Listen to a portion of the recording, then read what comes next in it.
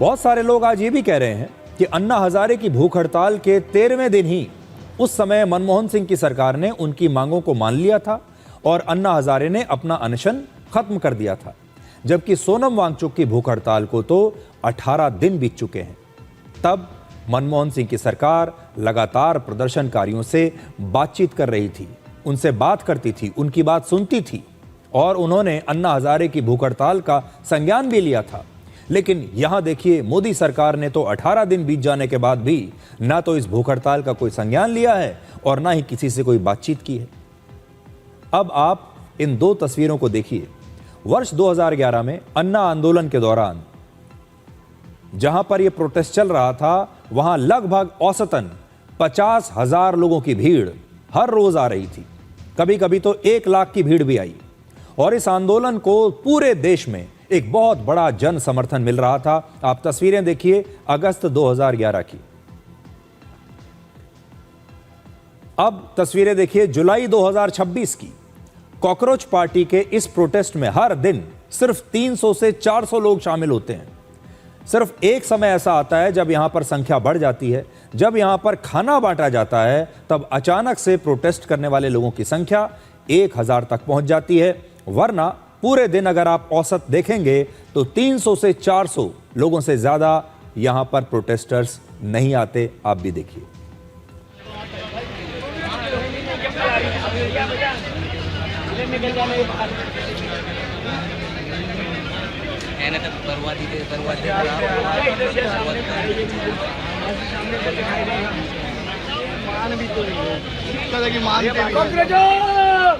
मेरे भाई, जब मैं आप लोग को देखता हूं तो बहुत खुश होता हूं।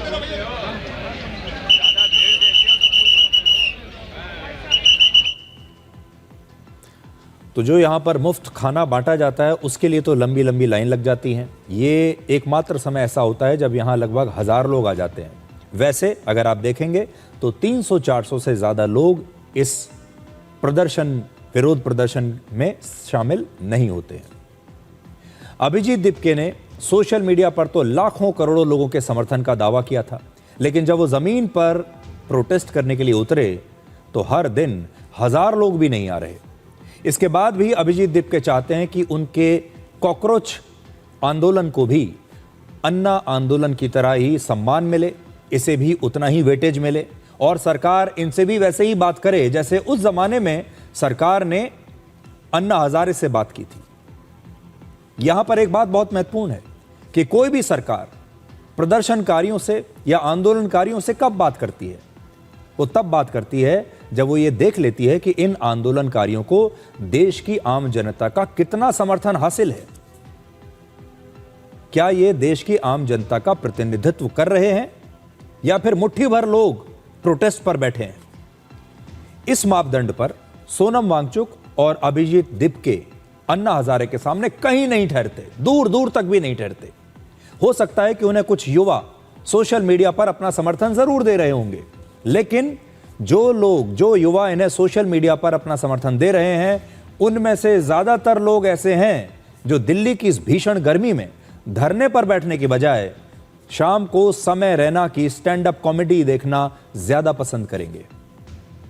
इसलिए आपको यहां कोई भीड़ नजर नहीं आ रही। लेकिन जब आप सोशल मीडिया पर जाएंगे तो आपको बहुत सारी रील्स देखने को मिलेंगी, बहुत सारे मीम देखने को मिलेंगे। सोशल मीडिया पर ऐसा लगेगा जैसे करोड़ों लोग इसी प्रदर्शन में शामिल होने के लिए आ रहे हैं। लेकिन जब आप जाएंगे जंतर मंतर पर तो मुश्किल से 200-400 लोग आपको दिखाई देंगे। देश के लोग अभी इस बात को भूले नहीं हैं कि अरविंद केजरीवाल ने सक्रिय राजनीति में आने के बाद कैसे उन सभी वादों को तोड़ दिया जो वो अन्ना आंदोलन के दौरान किया करते थे। तब केजरीवाल ने कहा था कि वो राजनीति में कभी नहीं आएंगे, लेकिन वो राजनीति में आए, पक्के नेता बन गए। तब उन्होंने कहा था वो सरकारी बंगला नहीं लेंगे, सरकारी गाड़ी नहीं लेंगे, सरकारी सुरक्षा नहीं लेंगे, लेकिन उन्होंने ये सब लिया। तब उन्होंने ये भी कहा था कि भ्रष्टाचार के खिलाफ मुहिम चलाएंगे, लेकिन बाद में उन्हीं भ्रष्टाचारी पार्टियों के साथ, उन्हीं भ्रष्टाचारी नेताओं के साथ उन्होंने गठबंधन कर लिया, हाथ मिला लिया। केजरीवाल और आम आदमी पार्टी की सच्चाई देखने के बाद अब देश के लोगों का इस तरह के आंदोलनों से असल में मोह भंग हो चुका है। इसलिए अगर आप देखेंगे तो ये जो प्रोटेस्ट चल रहा है, इसे आम जनता का कोई समर्थन हासिल नहीं हुआ। जनता को लगता है कि शुरुआत तो जन आंदोलन से ही होती है, बड़े बड़े मुद्दों से होती है, बड़े बड़े वादों से होती है। जनता को बहुत बड़ी उम्मीद बना दी जाती है, लेकिन जैसे जैसे भीड़ बढ़ती है, समर्थन मिलता चला जाता है, अभिजीत दीपके जैसे लोग नेता बनने का सपना देखने लगते हैं और आखिर में वो जनता के सारे मुद्दे भूलकर सिर्फ अपनी राजनीति को चमकाने लगते हैं और उसके बाद उन्हीं लोगों से हाथ मिला लेते हैं जिनका विरोध करने के लिए वो आए थे।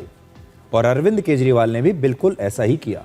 दिलचस्प बात यह है कि अभिजीत दीपके ने आम आदमी पार्टी के साथ भी काम किया है और उनके चुनावी कैंपेन से भी वो जुड़े रहे हैं।